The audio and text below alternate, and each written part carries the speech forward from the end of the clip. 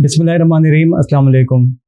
Freedom of mind, एक चीज होती है फ्रीडम ऑफ माइंड, मैं लिखता हूं, और एक चीज होती है फ्रीडम फ्रॉम माइंड। ये एक्चुअली दो अलग अलग टॉपिक्स हैं। फ्रीडम ऑफ माइंड ये बहुत मुश्किल है या शायद इम्पॉसिबल है। आप ओवर थिंकिंग का तो पता है ना आप लोगों को, कि ओवर थिंकिंग से तो फ्रीडम हासिल कर सकते हैं, लेकिन माइंड से आज़ादी या फ्रीडम ये बहुत मुश्किल है। जब हम कहते हैं फ्रीडम ऑफ माइंड, तो इसका मतलब क्या होता है? फ्रीडम फ्रॉम माइंड जो है ना, मैंने कहा ना, ये तो बहुत मुश्किल है, बल्कि इम्पॉसिबल है। तो हम इस टॉपिक को भी डिस्कस नहीं कर रहे, करेंगे इसको इंशाल्लाह एक अलग से सेशन के फ्रीडम फ्रॉम माइंड कैसे पॉसिबल है भी या नहीं है तो ये सिस्टम होता क्या है। ठीक है, टॉपिक हमारा क्या है? Freedom of mind. Freedom of mind जब हम कहते हैं तो इसका क्या मतलब है? इसका मतलब है जहन की आज़ादी, माइंड की आज़ादी। जहन की आज़ादी का क्या मतलब है? फ्रीडम का ऑपोजिट क्या होता है? फ्रीडम क्या है? आज़ादी। इसका अपोजिट क्या होता है? स्लेवरी।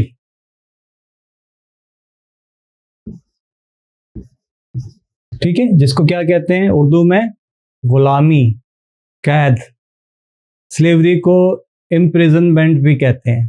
ठीक है, गुलामी और कैद। कैद और गुलामी में क्या फ़र्क है? दोनों का एक ही मतलब है, और मतलब क्या है? पाबंदी, कहीं बंद कर देना किसी चीज़ को, किसी चीज़ को बंद कर देना या किसी पर्सन को बंद कर देना, ये गुलामी या कैद होती है। किसी की बंदगी, चाहे वो खुदा की हो, माबूद की हो, या किसी लीडर की हो, किसी घर के किसी सरबराह की, सरपरस्त की हो, वालिदैन की हो, बंदगी, पाबंदी, बंद करना। ताबेदारी भी जिसको कहते हैं, वालिदैन की ताबेदारी होती है, बुज़ुर्गों की ताबेदारी होती है, खुदा की बंदगी होती है। मगर बंदगी एक सिर्फ जो है इबादत के लिए नहीं, बल्कि किसी का गुलाम बन के रहना, किसी के ऑर्डर पे अमल करना, चाहे वो कोई लीडर हो या कोई आपके रिलीजियस कोई पर्सनैलिटी हो जिसको आप फॉलो करते हो, तो उसकी बंदगी, ताबेदारी होती है। फिजिकल स्लेवरी और मेंटल स्लेवरी, यानी जब हम बात करते हैं ना फ्रीडम ऑफ माइंड की, तो माइंड की स्लेवरी जिसको मेंटल स्लेवरी कहते हैं, और फिजिकल स्लेवरी, इसमें क्या फ़र्क है ये समझना ज़रूरी है, फिर हम आगे बढ़ते हैं। देखें, फिजिकल स्लेवरी का मतलब कि किसी ने चेन से बांध दिया, कहीं कमरे में बंद कर दिया, किसी जेल में, लॉकअप में बंद कर दिया, चेन से जो है वो हाथ पांव बांध दिए।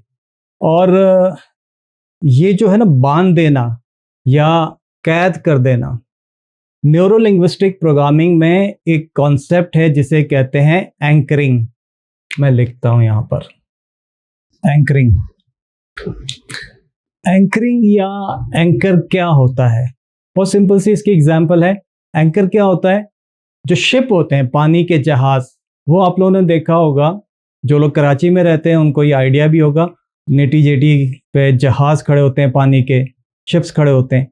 तो लंगर एक होता है कि जिसमें रस्सी या फिर चेन होती है, जंजीर होती है, तो जहाज को एक जगह पे रोके रखने के लिए वो लंगर पानी में डाला जाता है।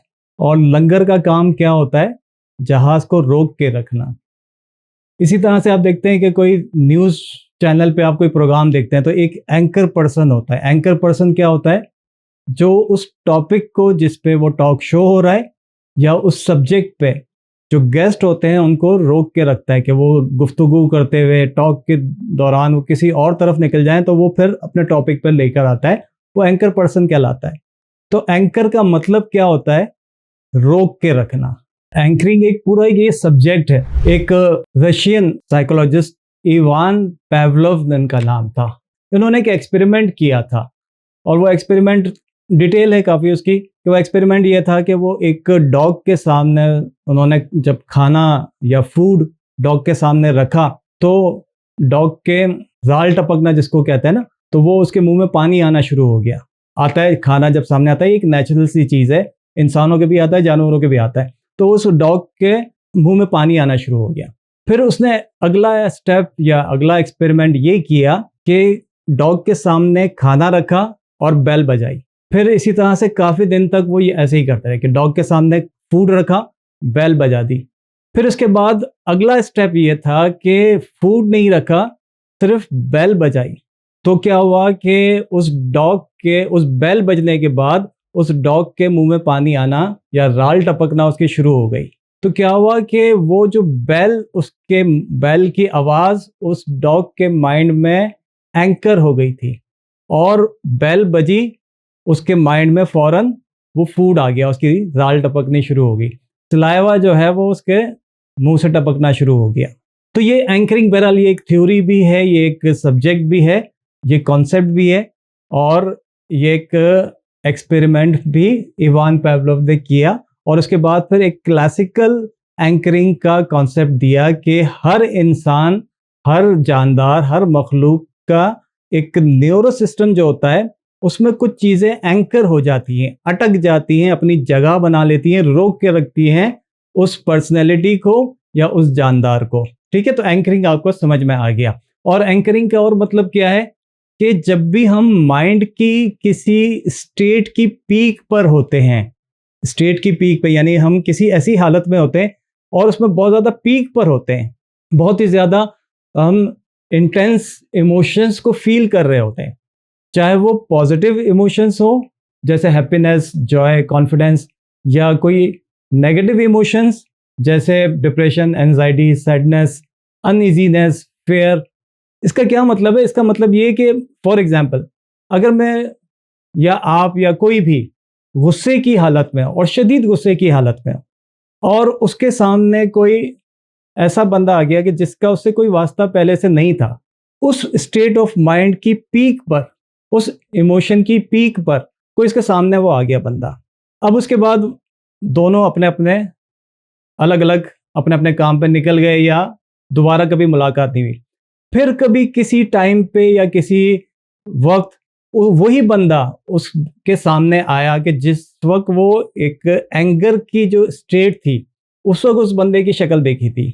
तो जब दोबारा उस बंदे को देखेगा तो उसके अंदर वही इमोशन पॉपअप हो जाएंगे, ट्रिगर हो जाएंगे। अक्सर ऐसा होता है कि हमारी लाइफ में, हमारी सोशल लाइफ में ऐसा होता है कि कुछ लोगों को देख के हमें बिला वजह इरिटेशन होती है, गुस्सा आता है ना।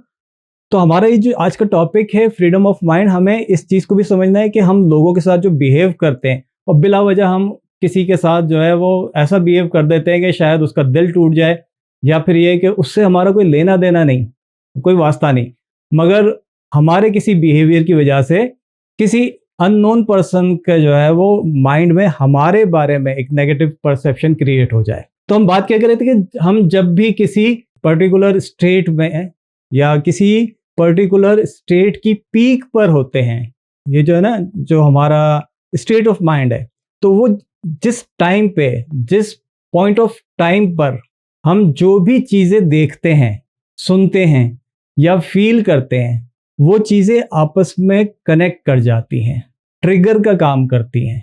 ठीक है, ये क्लियर हो गया आपको। हम बात कर रहे थे स्लेवरी की और फ्रीडम की ना। तो देखिए, इस्लाम से पहले, इस्लाम के आने से पहले, इस्लाम की दावत से पहले, तो इस्लाम से पहले और इस्लाम के बिगिनिंग में, इब्तदाई दौर में लोग गुलाम रखते थे। फिजिकल स्लेवरी जिसको हम कहते हैं, फिजिकल स्लेवरी से उस वक्त फ्रीडम अगर किसी को हासिल करनी होती थी तो वो कैसे फ्रीडम हासिल करता था?